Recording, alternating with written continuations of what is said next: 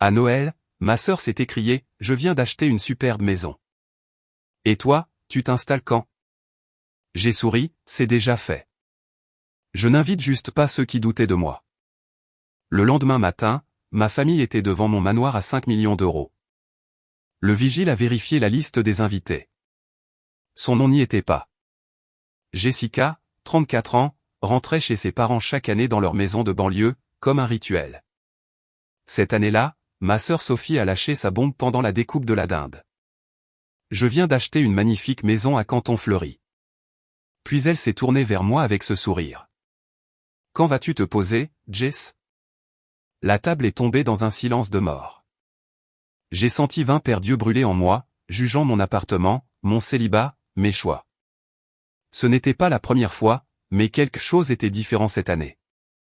Avant de partager ce qui s'est passé ensuite, laissez un commentaire pour me faire savoir d'où vous regardez. Appuyez sur le bouton j'aime et abonnez-vous.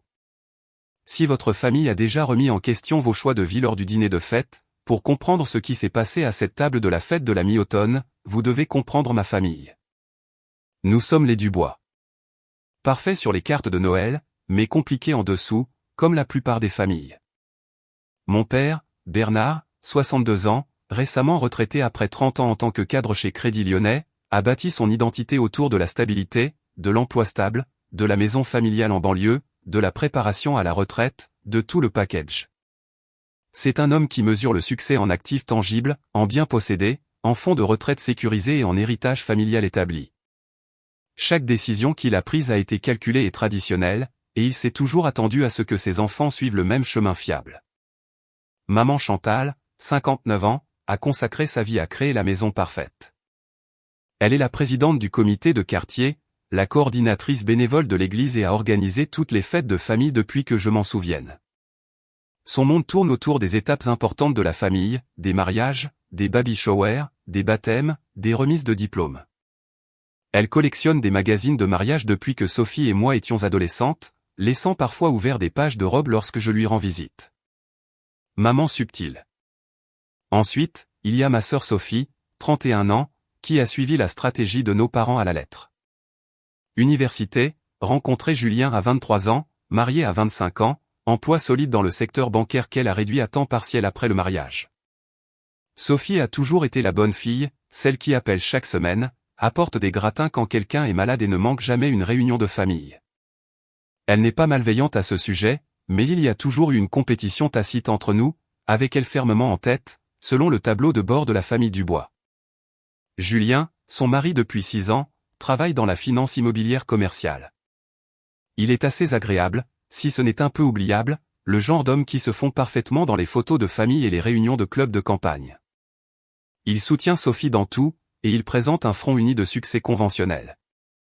Et puis il y a moi. Je n'ai pas vraiment fait de rébellion. J'ai juste choisi différemment. Après l'université, au lieu de m'installer dans notre ville natale comme Sophie, j'ai déménagé à Lyon. J'ai commencé dans un poste de marketing d'entrée de gamme et j'ai gravi les échelons dans 3 entreprises. Maintenant, je suis directrice marketing senior chez Tech Avenir, une start-up qui révolutionne la technologie d'accessibilité. Je vis dans un appartement du centre-ville avec des fenêtres du sol au plafond donnant sur la ville. Je voyage à l'international pour le travail et le plaisir. Je fréquente des gens quand je rencontre quelqu'un d'intéressant, mais je n'ai jamais ressenti le besoin de forcer une relation juste pour cocher une case.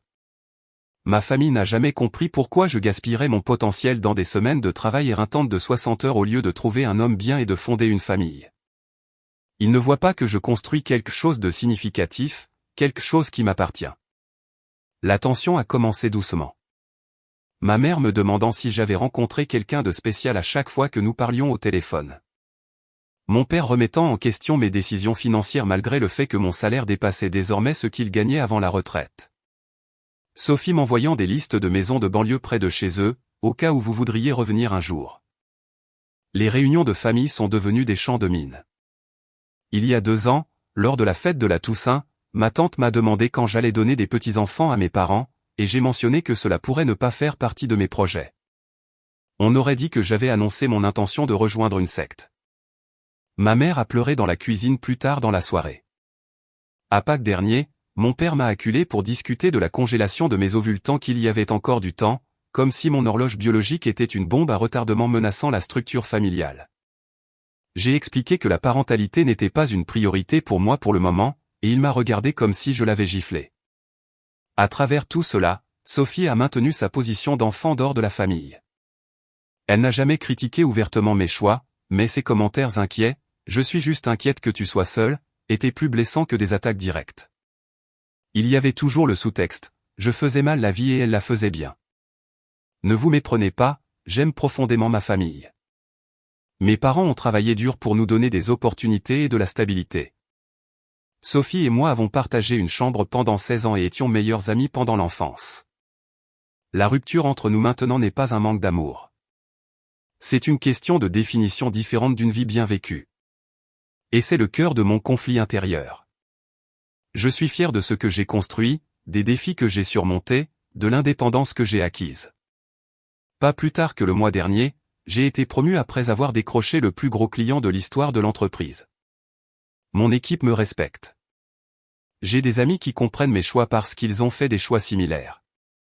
Mais il y a une petite voix persistante qui se demande si ma famille n'aurait pas raison.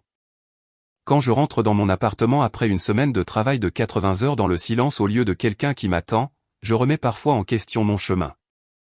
Quand je vois les photos de vacances de Sophie avec Julien, l'air content dans leurs pulls assortis, une pointe de quelque chose qui n'est pas tout à fait de l'envie, mais quelque chose d'adjacente me frappe. Je veux l'acceptation de ma famille sans avoir à me conformer à leurs attentes. Je veux qu'ils voient que ma version du succès est aussi valable que la leur. Je veux arrêter de me sentir sur la défensive chaque fois que je passe leur porte d'entrée. C'est le bagage que j'ai apporté à la fête de la mi-automne cette année. Des années de jugement subtil, de frustration croissante et d'épuisement à justifier constamment mon existence aux personnes qui sont censées m'aimer inconditionnellement. Donc, quand Sophie m'a demandé quand j'allais me poser de l'autre côté de la table de la fête de la mi-automne, ce n'était pas juste une question innocente. C'était la dernière bataille d'une guerre de longue date sur les choix de vie dont la validité était la plus grande. Et cette année, quelque chose en moi avait atteint son point de rupture. Je suis arrivé chez mes parents à 14 h le jour de la fête de la mi-automne, après avoir conduit 3 heures depuis Lyon ce matin-là. La rue des Érables n'avait pas changé depuis mon enfance. La même rangée de maisons de style haussmannien avec des pelouses parfaitement entretenues, maintenant décorées de couronnes d'automne élégantes et d'un Père Noël gonflable occasionnel. La maison de 2 étages en briques de mes parents ressemblait exactement à ce qu'elle avait toujours été. La fierté et la joie de mon père, avec ses haies soigneusement taillées et le drapeau tricolore près de la porte. L'arbre dans la cour avant où Sophie et moi avions construit une cabane dans les arbres avait grandi, mais sinon le temps semblait suspendu ici, comme si la maison existait dans sa propre bulle de perfection des années 1990.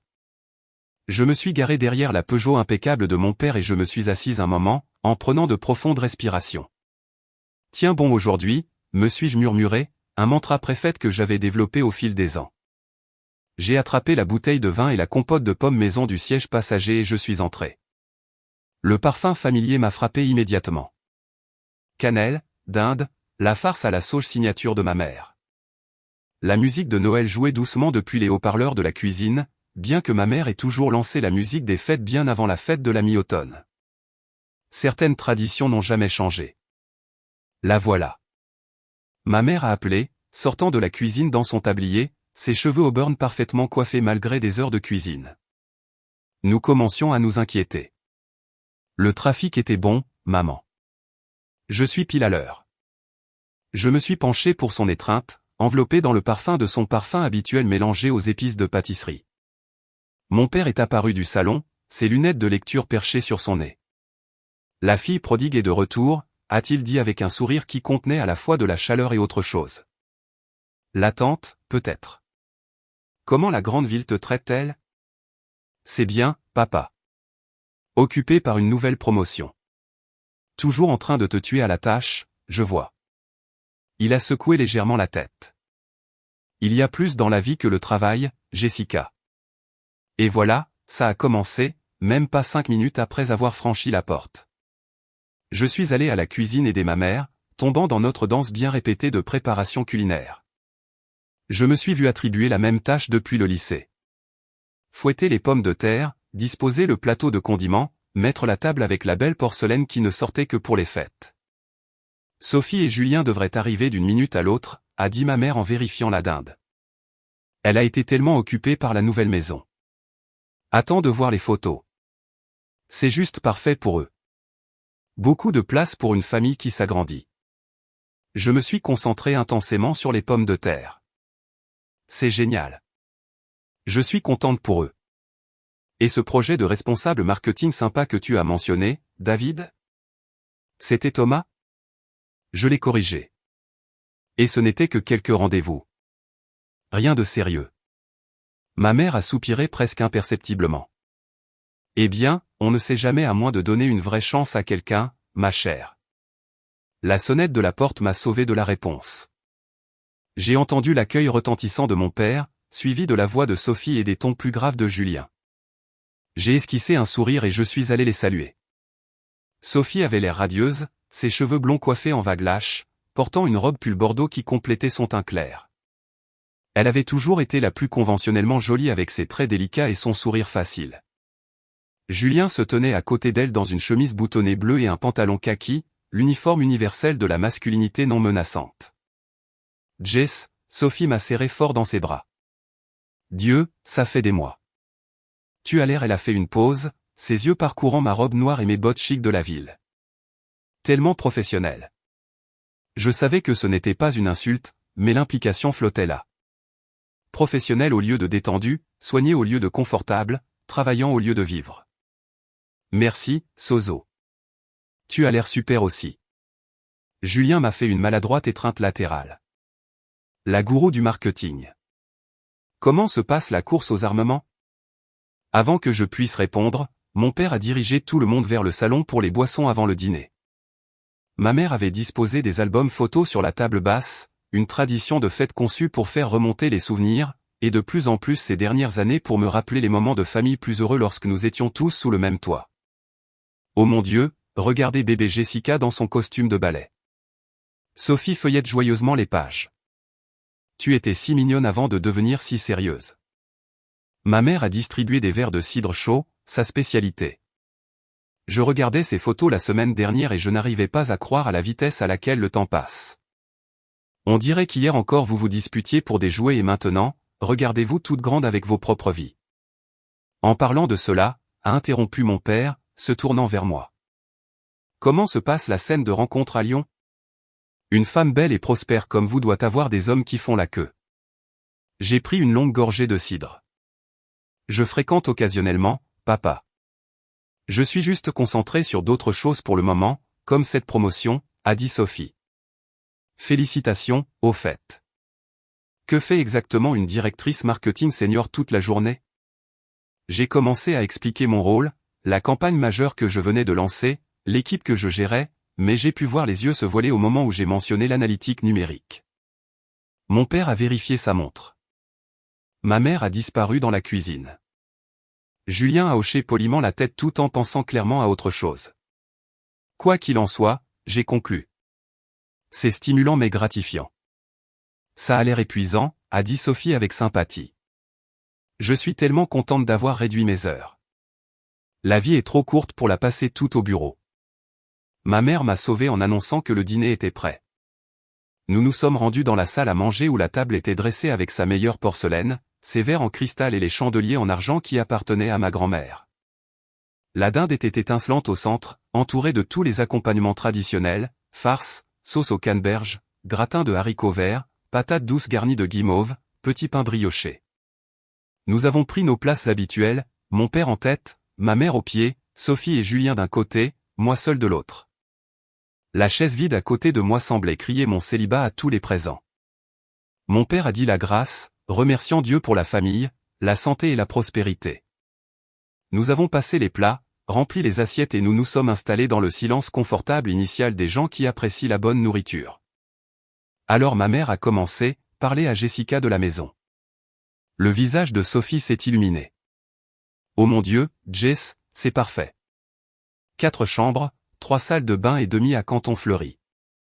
Tu sais, ce nouveau lotissement avec la piscine communautaire et les cours de tennis. Elle a une cuisine magnifique avec des comptoirs en marbre et un évier de ferme. La suite parentale a un coin salon et des dressings pour nous deux. Il y a une pièce supplémentaire au-dessus du garage que Julien est en train de transformer en son bureau, et la cour arrière est assez grande pour une structure de jeu. Elle s'est arrêtée, jetant un coup d'œil à Julien avec un sourire secret qui me disait exactement ce qu'il prévoyait ensuite. Ça a l'air merveilleux, j'ai dit sincèrement. J'étais heureuse pour ma sœur, même si ses choix de vie n'étaient pas les miens. Nous finalisons le mois prochain, a ajouté Julien. Sophie a déjà choisi les couleurs de peinture pour chaque pièce. Y compris la nurserie, a ajouté ma mère avec une excitation à peine contenue.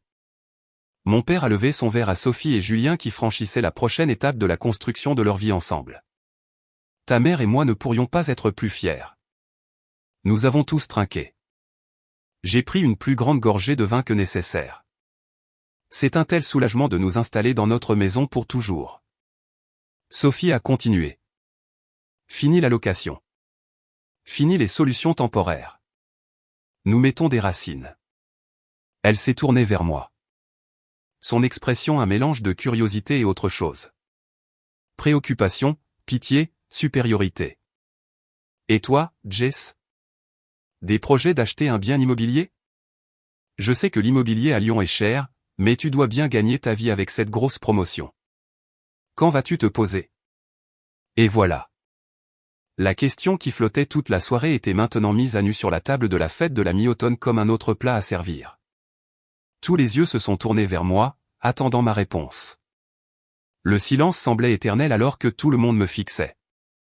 Les fourchettes en suspens, les expressions attendues. La chaleur est montée dans mon cou et mes joues. Mon estomac s'est serré comme si j'avais raté une marche dans un escalier.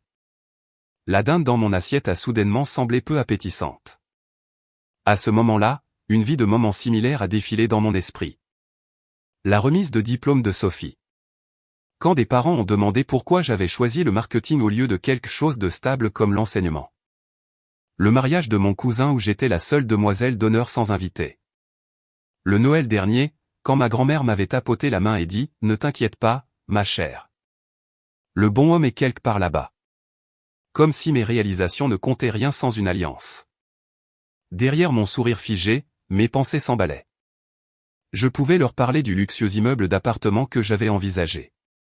Je pouvais mentionner les rendez-vous que j'avais eus récemment. Je pouvais défendre mes choix, expliquer mon plan sur 5 ans, justifier mon existence. Au lieu de cela, j'ai forcé un rire léger et j'ai attrapé mon verre de vin. Oh, tu me connais. J'aime encore trop la vie en ville pour penser à m'installer en banlieue. Cette compote de pommes est délicieuse, maman. Tu as essayé une nouvelle recette? Ma mère, toujours sensible à l'attention, a volontiers accepté le changement de sujet. Oui, j'ai ajouté du zeste d'orange cette année. J'avais peur que ce soit trop acide, mais je pense que ça a bien marché. Je me suis concentré sur mon assiette, coupant méthodiquement la dinde en morceaux précis pendant que la conversation se déplaçait temporairement vers la préparation de la compote de pommes. Mais le répit momentané ne pouvait pas durer. Tu sais, a dit ma mère, se retournant vers moi. Ton père et moi parlions de combien la maison est calme maintenant. Toutes ces chambres sont vides sauf quand vous venez. C'est dommage, a ajouté mon père. Cette maison était faite pour la famille, pour les petits-enfants qui courent dans les escaliers comme vous deux. Il est encore temps, a dit Sophie joyeusement. Une fois installés dans la nouvelle maison, nous espérons commencer à essayer. L'entreprise de Julien a une excellente politique de congé maternité et paternité. Julien a hoché la tête. Nous parlons de 2, peut-être 3 enfants. J'ai grandi comme enfant unique, et j'ai toujours voulu des frères et sœurs. La chambre bleue ferait une nurserie parfaite, a continué Sophie, pleinement dans son élément maintenant. Elle reçoit une belle lumière du matin, et elle est juste en face de la chambre principale, donc nous entendrons le bébé tout de suite. Chaque mot était une petite coupure de papier sur ma confiance. Je venais d'obtenir une promotion qui a doublé mon salaire. Je gérais une équipe de 12 professionnels talentueux. Notre dernière campagne avait augmenté les revenus des clients de 38%. Pourtant, ici dans cette salle à manger, rien de tout cela n'avait d'importance. La seule monnaie de valeur était le mariage et la procréation. Pendant qu'ils continuaient à discuter des futurs petits-enfants comme s'ils étaient déjà en route, le doute s'est installé malgré mes meilleures défenses. Manquais-je quelque chose de fondamental? Ma résistance aux jalons traditionnels me privait-elle d'une expérience humaine essentielle? J'ai pensé à mon appartement du centre-ville, élégant et moderne, mais qui résonnait parfois dans le silence quand je rentrais tard du bureau. J'ai pensé à la Saint-Valentin dernière où j'ai revu des propositions de marketing en regardant Netflix. J'ai pensé à mes amis mariés qui avaient progressivement disparu dans leur vie domestique. Nos conversations par SMS de plus en plus dominées par les réalisations de leurs enfants. Mais ensuite, je me suis souvenu de ce que ces amis ne voyaient pas. L'exaltation de décrocher un client majeur après des semaines de préparation. La satisfaction de former des membres de l'équipe junior et de les voir réussir. La liberté de réserver un vol de dernière minute pour Barcelone parce qu'une opportunité de conférence intéressante s'est présentée. Ma vie avait de la richesse et un but. Ce n'était tout simplement pas le genre que ma famille reconnaissait. Excusez-moi un instant, j'ai dit, plaçant ma serviette à côté de mon assiette. Je dois utiliser les toilettes. Je me suis échappé à l'étage dans la salle de bain que j'avais partagée avec Sophie, fermant la porte et m'appuyant contre elle. Le même papier peint floral y était accroché depuis mon adolescence. Le même porte-savon en forme de coquillage était assis près de l'évier. Le temps s'était arrêté dans cette maison pendant que j'avançais. J'ai éclaboussé de l'eau froide sur mon visage, faisant attention à ne pas défaire mon maquillage, et j'ai regardé mon reflet. Professionnel, soigné, accompli, seul. Mon téléphone a vibré dans ma poche. Un SMS de Nathalie, ma collègue et meilleure amie à Lyon. J'espère que l'inquisition familiale n'est pas trop brutale. Juste pour information, Kaplan a confirmé qu'ils augmenteront leur budget de 50% le trimestre prochain. Ta présentation a scellé l'affaire. Tu es une rockstar. Boisson pour célébrer à ton retour. J'ai souri au timing. Un petit rappel du monde que j'avais construit pour moi-même. La valeur que j'avais créée, le respect que j'avais gagné. J'ai répondu par un rapide merci et j'ai promis des détails plus tard. Avec une profonde inspiration, je me suis recomposé et je suis retourné dans la salle à manger où le dessert était servi. La célèbre tarte à la citrouille de ma mère avec de la crème fouettée fraîche. Te voilà, a dit ma mère. J'étais sur le point d'envoyer une équipe de recherche. Désolé, je devais juste répondre à un message de travail rapide. Je me suis réinstallé sur mon siège à la fête de la mi-automne. Mon père a froncé les sourcils. Ils ne peuvent pas te donner un jour de congé? C'était une bonne nouvelle, en fait. Nous avons décroché une augmentation de compte majeure. C'est gentil, ma chère, a dit ma mère d'un ton dédaigneux. Sophie nous parlait justement du jardin communautaire de leur nouveau quartier. Ils vont cultiver leurs propres légumes l'été prochain. Les grands-parents de Julien nous ont donné leurs graines de tomates anciennes. Sophie a ajouté, ce sera si spécial de transmettre cette tradition à nos enfants un jour. J'ai hoché la tête et je me suis concentré sur ma tarte, essayant d'apprécier le parfait équilibre des épices que ma mère atteignait toujours. J'ai tenté de diriger la conversation vers un territoire neutre. Comment va l'oncle Paul après son opération? Cela a temporairement fonctionné, conduisant à des mises à jour sur les problèmes de santé, les changements d'emploi et les réalisations des enfants de divers membres de la famille élargie. J'ai hoché la tête aux bons endroits, posé des questions de suivi appropriées et gardé une expression agréable. Mais Sophie n'en avait pas fini avec son moment sous les feux de la rampe. Nous devrions tous aller faire du shopping demain, a-t-elle suggéré. J'ai besoin de regarder des échantillons de peinture pour la maison, et il y a un super nouveau magasin d'articles ménagers au centre commercial. Jessica, tu pourrais m'aider à choisir des coussins décoratifs pour la chambre d'amis. Tu as toujours eu un bon œil pour le design. La chambre d'amis dans laquelle tu viendras séjourner lorsque tu rendras visite, a ajouté ma mère, d'un ton pointed. Ne sera-t-il pas agréable d'avoir ton propre espace quand tu rentreras à la maison au lieu de retourner dans cet appartement vide en ville? Et voilà, nous étions revenus à l'implication que ma vie était en quelque sorte incomplète, temporaire, un temps d'attente jusqu'à ce que je me pose dans ce qu'il considérait comme une vraie vie d'adulte. J'ai forcé un autre sourire et j'ai pris la dernière bouchée de ma tarte. La soirée s'est étirée comme un parcours d'obstacles de potentiels champs de mines émotionnelles, et je n'étais pas sûr de combien de temps je pourrais encore garder mon sang-froid. Après le dessert, nous sommes passés au salon pour la tradition de la famille Dubois, partager ce pourquoi nous étions reconnaissants cette année. Cela avait commencé quand Sophie et moi étions enfants. Un moyen de se concentrer sur les bénédictions plutôt que sur les choses matérielles avant le début de la saison de Noël. Au fil des ans, cela s'était transformé en quelque chose de plus complexe, une compétition subtile, une performance de gratitude appropriée, un rapport d'étape sur les jalons de la vie. Nous nous sommes assis à nos places habituelles, mes parents sur le fauteuil d'amour, Sophie et Julien sur le canapé, moi dans le fauteuil près de la fenêtre. Le feu crépitait dans la cheminée. Les photos de famille veillaient depuis toutes les surfaces, et le sapin de Noël était à moitié décoré dans le coin, attendant la séance annuelle de décoration de demain. Mon père a été le premier, comme c'était la tradition. Il s'est raclé la gorge et s'est redressé plus droit. Cette année, je suis reconnaissant pour ma retraite et le temps qu'elle m'a donné avec ta mère. Après 40 ans de travail, je suis reconnaissant de pouvoir profiter des fruits de ce labeur, de notre maison, de notre santé et de notre belle famille.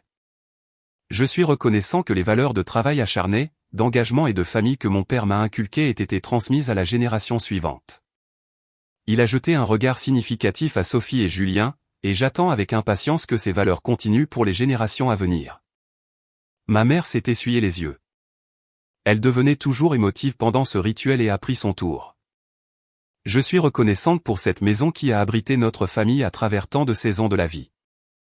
Je suis reconnaissante pour les traditions que nous maintenons, nous réunissant malgré les vies chargées et la distance. Je suis particulièrement reconnaissante cette année pour la nouvelle maison de Sophie et Julien, une autre branche de notre arbre généalogique qui met des racines. Elle a souri larmes aux yeux. Et je suis reconnaissante pour la promesse de nouveau départ que cette année à venir nous réserve à tous. Le sous-texte était clair et tous les yeux se sont brièvement tournés vers le ventre encore plat de Sophie.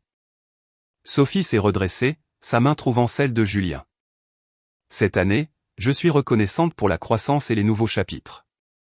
Je suis reconnaissante d'avoir trouvé notre maison pour toujours et pour l'opportunité de créer le même genre de foyer aimant que maman et papa nous ont fourni en grandissant.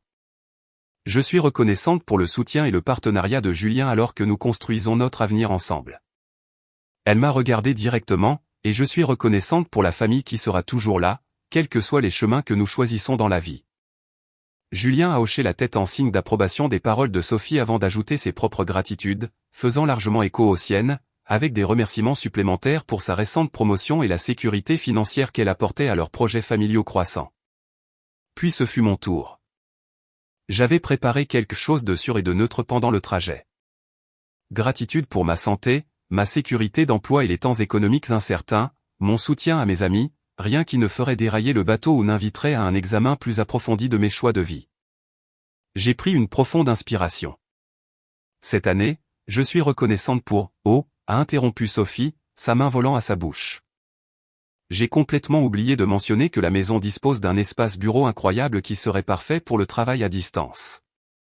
Jessica, si jamais tu voulais visiter pendant des périodes prolongées, tu pourrais travailler de là-bas.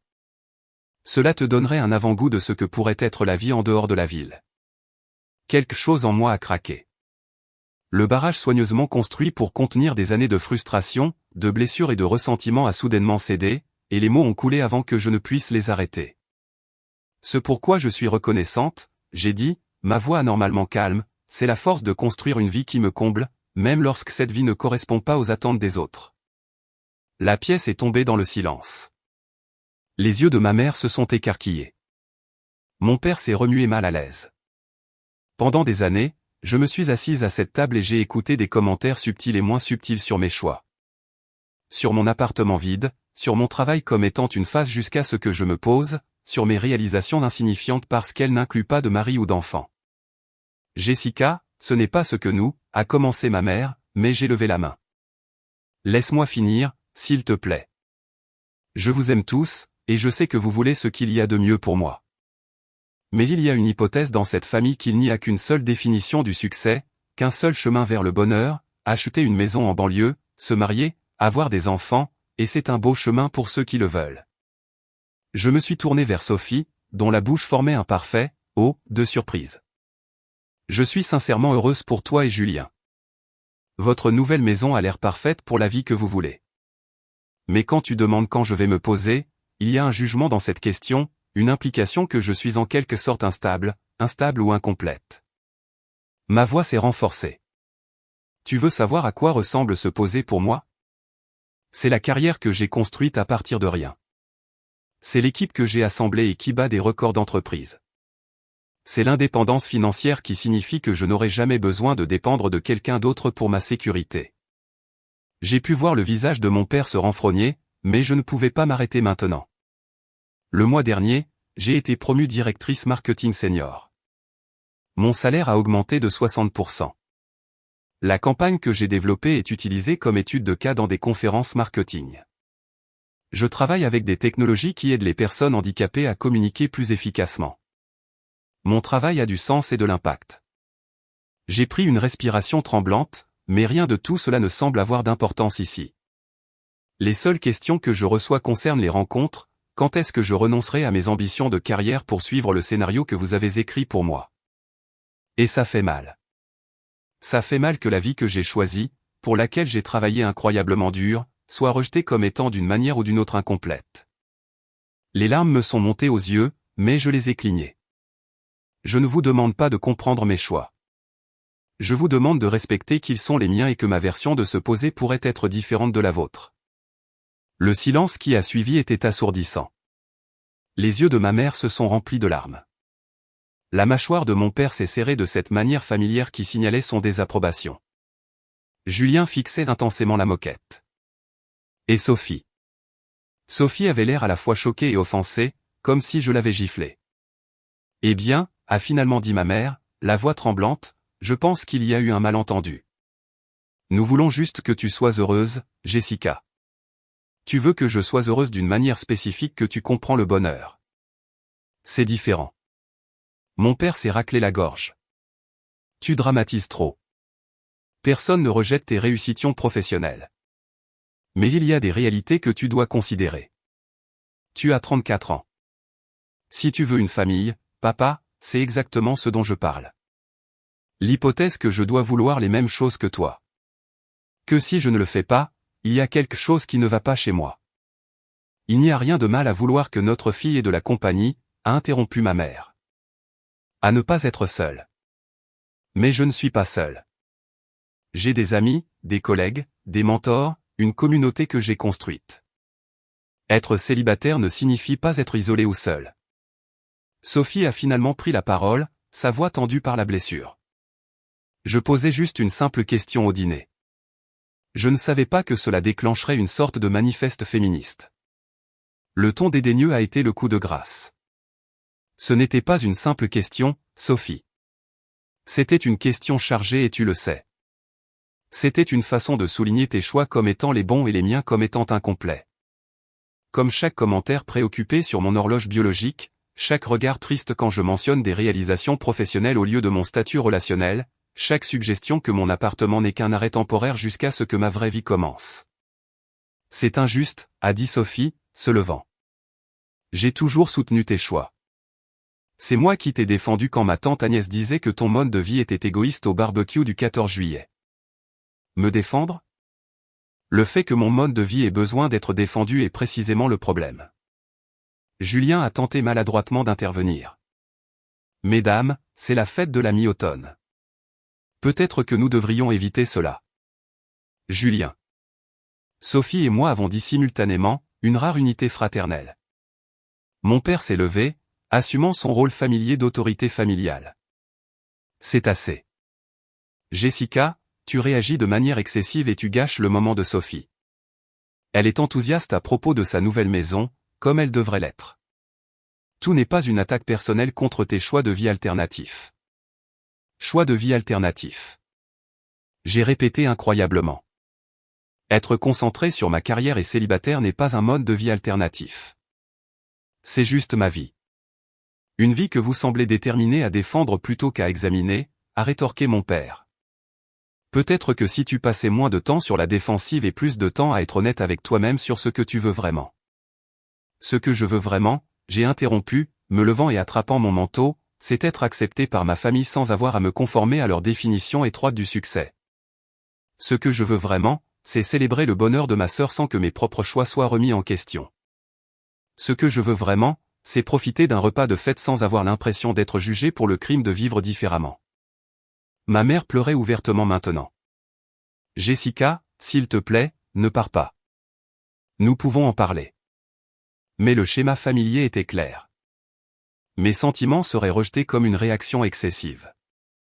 Sophie serait réconfortée d'avoir son moment spécial gâché. Et au dessert demain, nous ferions semblant que rien ne s'était passé. Les problèmes sous-jacents n'ont résolu encore une fois. Je pense que j'ai besoin d'air, ai-je dit, en enfilant mon manteau. Je serai de retour plus tard. Je n'ai pas attendu de réponse. J'ai attrapé mon sac à main, enfilé mes bottes près de la porte et je suis sorti dans la nuit froide de novembre. Derrière moi, j'ai pu entendre la voix affligée de ma mère, les tons sévères de mon père, les protestations larmes de Sophie. Je suis monté dans ma voiture et j'ai roulé sans but dans les rues du quartier, passant devant des maisons décorées avec des lumières chaudes débordant des fenêtres, des familles réunies à l'intérieur. Finalement, je me suis retrouvé au parc de la Rivière, où Sophie et moi avions joué enfant. Je me suis garé et j'ai marché jusqu'au vieux banc en bois surplombant le petit étang, maintenant partiellement gelé sur les bords. Assis seul alors que l'obscurité tombait, je me demandais si j'étais allé trop loin, si j'avais dit trop, si j'avais brûlé des ponts qui ne pouvaient pas être réparés. Mais sous la culpabilité et l'incertitude, il y avait autre chose. Un sentiment de soulagement d'avoir enfin dit ma vérité après des années d'accommodement silencieux. L'étang du parc de la Rivière reflétait le ciel nocturne couvert, occasionnellement ridé par une légère brise. Le même étang où j'avais appris à faire des ricochets, où Sophie et moi avions navigué des bateaux en papier les jours d'été, où notre père nous avait appris à pêcher avec des cannes à pêche de taille enfant. Les souvenirs de famille étaient gravés dans chaque recoin de cette ville. Je me suis blotti plus profondément dans mon manteau, regardant mon souffle former des nuages dans l'air froid. Le parc était désert le soir de la fête de la mi-automne, tout le monde emmitouflé dans des maisons chaudes avec leur famille. Je me sentais à la fois complètement seul et étrangement paisible. Avais-je réagi de manière excessive ? La question tournait dans mon esprit. Peut-être que j'aurais pu choisir un meilleur moment, un cadre plus privé pour cette conversation. Peut-être que j'aurais pu être plus douce dans ma livraison. Mais le contenu de ce que j'avais dit, cela devait être dit, avait dû être dit pendant des années. Mon téléphone a vibré dans ma poche. Le nom de Nathalie s'est affiché à l'écran. J'ai répondu, mon doigt raide de froid. « Salut, comment se passe l'inquisition familiale ?» a-t-elle demandé joyeusement. Quand je n'ai pas immédiatement répondu, son ton a changé. « Jess, qu'est-ce qui s'est passé ?» Je me suis un peu explosé au dîner. J'ai admis, en racontant les événements de la soirée tout en regardant l'eau immobile devant moi. Nathalie a écouté sans interruption, une qualité qui en faisait à la fois une excellente amie et une stratège marketing efficace. Quand j'ai eu fini, la ligne est restée silencieuse un moment. Tout d'abord, a-t-elle finalement dit, je suis fier de toi de t'être défendu. Et deuxièmement, tout ce que tu as dit était valable. Mais était-ce nécessaire ? Ma mère pleurait. Nathalie, parfois les larmes font partie de conversations importantes. Écoute, je t'ai vu te contorsionner en un bretzel chaque fête pour éviter de faire des vagues. Tu mérites que tes choix soient respectés, pas seulement tolérés. Ma famille m'aime, ai-je dit, me sentant sur la défensive à leur sujet malgré tout. Bien sûr qu'ils m'aiment. Mais l'amour sans respect n'est que de la préoccupation. Et tu n'es pas un cas de préoccupation, Jess. Tu es une réussite. Pendant que nous parlions, mon esprit dérivait vers des moments charnières de mon parcours professionnel. Des moments qui m'avaient façonné, défié, comblé d'une manière que ma famille n'avait jamais vraiment comprise. Je me suis souvenu de ma première grande promotion il y a 5 ans, après avoir travaillé nuit et week-end pendant des mois sur une campagne de rebranding. Le directeur m'avait appelé dans son bureau et j'étais sûr d'être licencié pour un oversight. Au lieu de cela, il m'avait offert un poste de direction avec une augmentation substantielle. J'avais immédiatement appelé mes parents, désireuse de partager la nouvelle. Mon père avait demandé si les avantages sociaux étaient bons. Ma mère avait mentionné qu'un emploi stable me rendrait plus attractive pour les futurs maris. J'ai pensé au voyage d'affaires international à Tokyo il y a 2 ans. Ma première présentation à des cadres mondiaux. J'étais terrifié mais préparé. Et ma présentation avait abouti à un partenariat de plusieurs millions d'euros. Ce soir-là, j'avais traversé les rues éclairées au néon de Shinjuku, pleines d'un sentiment d'accomplissement et de possibilités. J'avais appelé Sophie en vidéo pour partager l'expérience, mais elle était distraite par la sélection des lieux de mariage. Notre conversation s'est interrompue à cause de son rendez-vous avec un traiteur. Plus récemment, il y a eu le projet d'accessibilité, le développement de stratégies marketing pour une application révolutionnaire de texte à parole qui aidait les enfants non-verbaux à communiquer avec leur famille. J'avais travaillé en étroite collaboration avec l'équipe de développement, mené des groupes de discussion avec des parents, affiné le message pour atteindre les communautés qui avaient le plus besoin de cette technologie. Lors du lancement du produit, une mère s'était approchée de moi les larmes aux yeux, me remerciant d'avoir aidé à faire connaître un outil qui lui avait permis d'entendre les pensées de sa fille pour la première fois. Ce moment m'avait rempli d'un sentiment de but qu'aucun jalon traditionnel ne pouvait égaler. « Tu sais quel est le problème ?» disait Nathalie, me ramenant à notre conversation. « Ils ne peuvent pas voir ce que tu as construit parce que cela ne ressemble pas à ce qu'ils attendaient, mais cela ne le rend pas moins précieux ou significatif. Je sais ça intellectuellement. » J'ai soupiré. C'est la partie émotionnelle qui est compliquée. Bien sûr, c'est le cas. Ce sont vos schémas familiaux. Ils sont profonds. Nathalie a fait une pause. Mais considère ceci. Et si ton chemin différent n'était pas seulement valable pour toi, mais important pour qu'il le voie? Et si la fille de Sophie voulait un jour une carrière au lieu d'une famille immédiate? Et si ta position créait de l'espace pour que les générations futures fassent des choix véritablement libres? La pensée était à la fois habilitante et sobre. Je ne défendais pas seulement mes choix. Je pouvais potentiellement élargir la définition du succès pour les autres qui pourraient venir après moi. Nous avons parlé encore un peu. Nathalie partageant ses propres dynamiques familiales, les commentaires passifs-agressifs de sa mère sur sa décision de congeler ses ovules, la confusion de son père quant à la raison pour laquelle elle avait décliné une voie managériale pour rester dans le travail créatif. Il y avait du réconfort à savoir que je n'étais pas seul à naviguer dans ces eaux. Après avoir raccroché, je suis resté sur le banc, réfléchissant plus profondément aux satisfactions et aux défis de ma vie. Oui, il y a eu des moments de solitude. Manger seul après une longue journée, ne pas avoir personne avec qui partager des blagues privées, traverser des maladies sans le soutien d'un partenaire. Mais il y a eu aussi des joies profondes. La liberté d'accepter des opportunités de dernière minute, des amitiés solides formées par des intérêts communs plutôt que par la proximité, la satisfaction de résoudre des problèmes complexes avec ma propre ingéniosité. J'ai réfléchi à ce que signifiait vraiment se poser. Pas l'absence de changement ou de croissance, mais plutôt l'établissement de fondations solides pour une vie de but et de sens. À bien des égards, j'avais déjà trouvé ma place, en m'installant dans mes valeurs, mes forces, mon moi authentique. Le malentendu était que se poser nécessitait une autre personne pour être complet. Pour certains, comme Sophie, le partenariat était central à leur vision de l'épanouissement. Pour moi, c'était une option, mais pas une nécessité, une amélioration potentielle d'une vie déjà entière, pas le fondement sur lequel tout le reste était construit. Alors que la soirée devenait plus froide, j'ai pris une décision. Je retournerai chez mes parents, non pas pour m'excuser de mes sentiments, mais pour tenter une conversation plus productive. Je ne reculerai pas sur ma vérité, mais j'essaierai de créer de la compréhension plutôt que de la défensive. Ces schémas ne changeraient pas du jour au lendemain, mais peut-être pourrions-nous commencer à construire quelque chose de nouveau, une dynamique familiale basée sur le respect mutuel des chemins différents. Je suis retourné lentement, répétant ce que je pourrais dire. Pas d'accusation, pas de défensive, juste une communication honnête sur la façon dont certains commentaires me faisaient me sentir et quel genre de soutien j'avais réellement besoin de ma famille. J'ai reconnu que leur préoccupation venait de l'amour, même si je posais des limites à la façon dont cette préoccupation était exprimée. Alors que je garais dans l'allée, les lumières brillaient encore aux fenêtres. Ils m'avaient attendu. Malgré tout, il y avait du réconfort dans ce simple fait. Ils se souciaient assez pour attendre, s'inquiéter, vouloir une résolution. Je me suis assise dans ma voiture quelques minutes de plus, rassemblant mon courage. Cela ne serait pas facile, mais c'était nécessaire, non seulement pour cette fête, mais pour toutes nos interactions futures. Je ne voulais plus me diminuer pour maintenir une fausse harmonie. Il était temps que ma famille me voie tel que j'étais vraiment, pas comme ils souhaitaient que je le sois.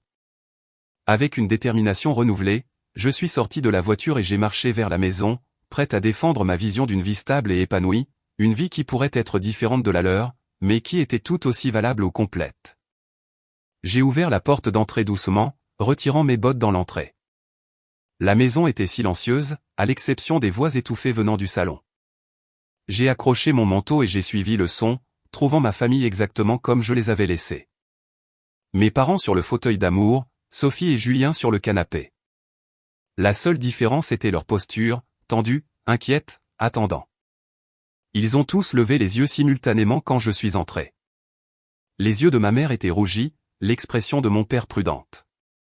Sophie avait l'air entre la blessure et la colère. Julien avait l'air simplement mal à l'aise, souhaitant clairement être n'importe où ailleurs. Jessica, a commencé ma mère, à moitié levée. Nous étions tellement inquiets.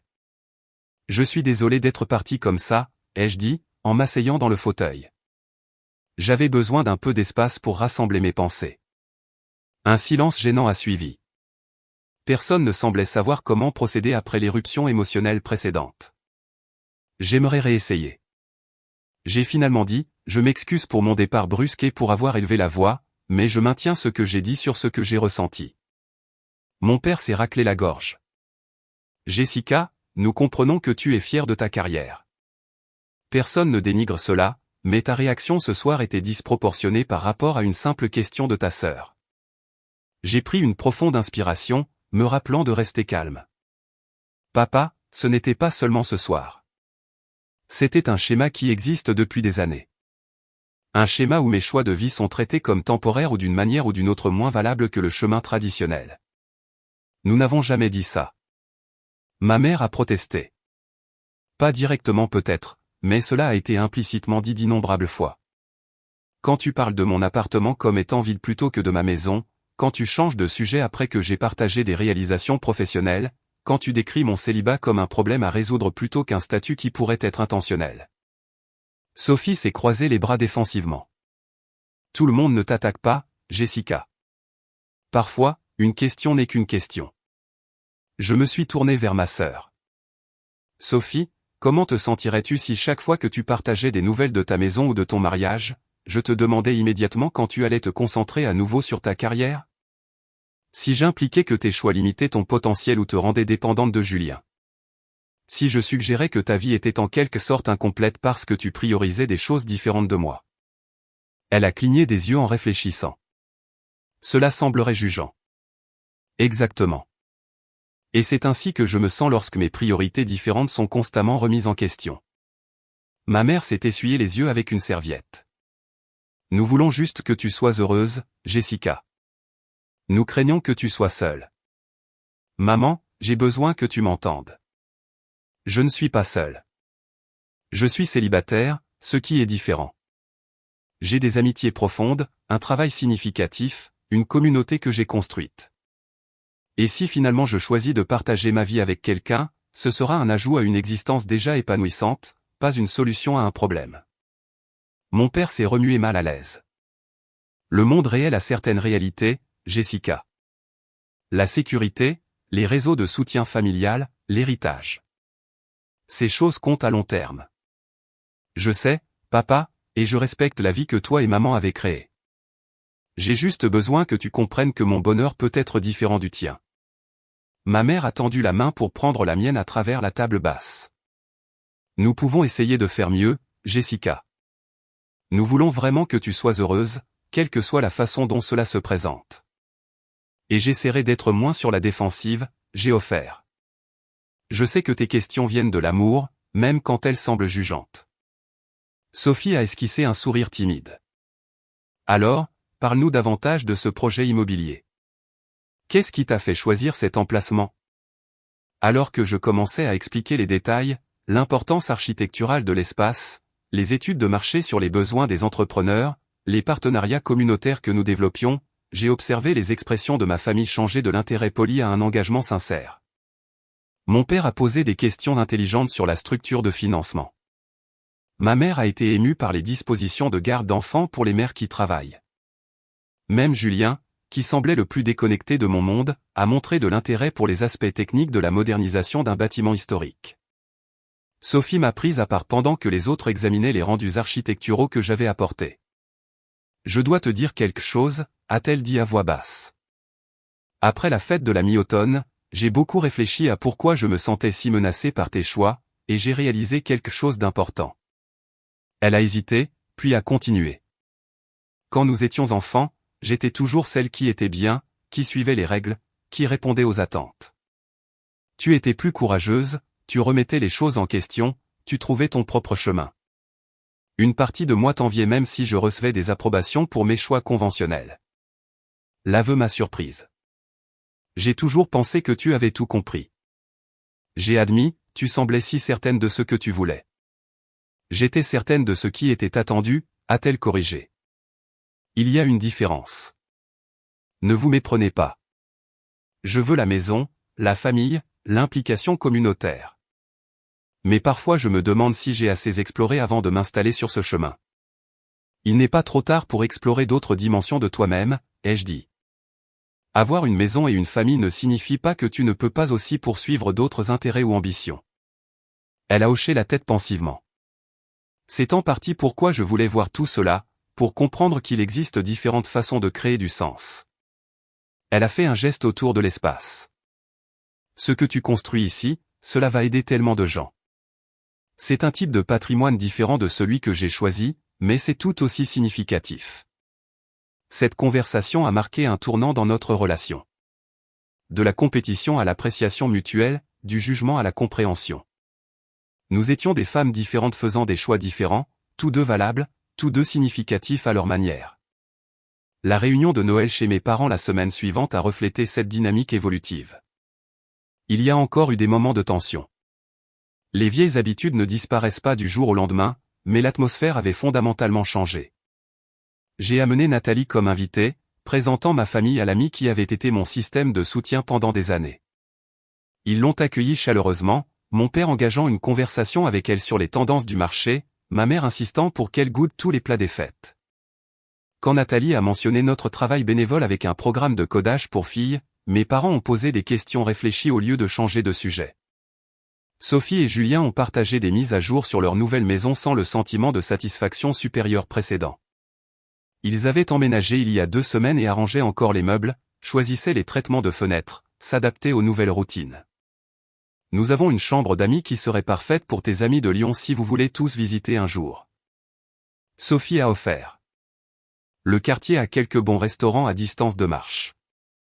L'invitation était sincère, pas un commentaire sur mon style de vie, juste une extension de l'hospitalité. J'ai accepté avec la même sincérité. Plus tard dans la soirée, ma mère m'a trouvé seule dans la cuisine en rangeant les restes. J'ai pensé à notre conversation à la fête de la mi-automne, a-t-elle dit, en disposant des cookies sur une assiette. À propos de la façon dont nous ne vous avons jamais vraiment posé de questions sur votre travail ou compris ce que vous construisiez. J'ai hoché la tête, incertaine de là où elle allait. J'ai rejoint un club de lecture, a-t-elle continué. Nous lisons sur des femmes entrepreneurs à travers l'histoire. Savais-tu que Madame C.J. Walker a bâti un empire de soins capillaires qui a fait d'elle la première femme millionnaire de self-made en Amérique? Et elle était la fille d'esclaves. L'image de ma mère traditionnelle étudiant des pionnières des affaires féminines m'a fait sourire. C'est merveilleux, maman. Qu'est-ce qui a motivé cet intérêt? Je veux mieux comprendre ton monde, a-t-elle dit simplement. Et peut-être que j'ai été limitée dans ma façon de penser à ce que les femmes peuvent accomplir. Ta génération a des opportunités différentes, des attentes différentes. Elle a disposé le dernier cookie avec un soin précis. Je m'inquiète toujours pour toi parfois. Travailler trop dur, ne pas avoir quelqu'un pour prendre soin de toi quand tu es malade, manquer la joie que procurent les enfants. C'est le privilège d'une mère. Mais j'essaie de voir que tu as construit des garde-fous et des systèmes de soutien auxquels je n'avais pas pensé. Et si un jour je veux un partenaire ou une famille, ce sera un ajout à ma vie, pas un remplacement de ce que j'ai construit. Elle a hoché la tête, acceptant cela d'une manière qu'elle n'aurait pas pu le faire il y a un mois. Promets-moi juste une chose. Ne te ferme pas aux possibilités parce que tu as peur qu'elles déraillent tes projets. Parfois, les meilleures choses de la vie ne sont pas planifiées du tout. Je promets, j'ai dit, en la serrant dans mes bras. Je suis ouverte à tout ce qui apporte un épanouissement authentique, que cela suive la convention ou non. Dans les mois qui ont suivi, j'ai continué le processus d'auto-guérison, en examinant mes réactions défensives, en reconnaissant à la fois les forces et les limites de mes choix, en tissant des liens plus profonds avec ceux qui m'acceptaient tel que j'étais. J'ai créé du sens par le mentorat de jeunes femmes dans le monde des affaires. Par la transformation du bâtiment Jenkins en un centre d'entrepreneuriat féminin. Par le maintien de relations authentiques plutôt que de réseaux superficiels. j'ai trouvé la communauté dans des endroits improbables. Un cours de poterie le week-end où j'étais nulle mais heureuse. Une association de quartier où j'ai apporté mon expertise en marketing. La famille élargie de Nathalie qui m'a adopté pour des dîners informels le dimanche. J'ai même recommencé à fréquenter des gens. Plus ouvertement et honnêtement qu'auparavant. Pas par pression ou par peur d'être seul, mais d'un lieu de connaissance de soi et de désir sincère de connexion.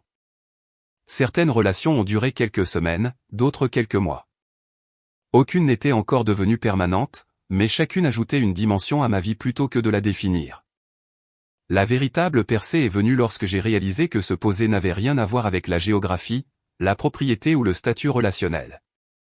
Il s'agissait de se poser en soi-même, ses valeurs, son but, sa manière authentique d'être dans le monde. Selon cette définition, j'avais déjà trouvé ma place il y a des années, en établissant des fondations solides pour une vie de sens et d'impact. Le bâtiment Jenkins a ouvert ses portes 8 mois après cette fête de la mi-automne fatidique. Toute ma famille a assisté à la cérémonie d'inauguration, se tenant fièrement pendant que je prononçais un discours sur la création d'opportunités pour les femmes de définir le succès selon leurs propres termes.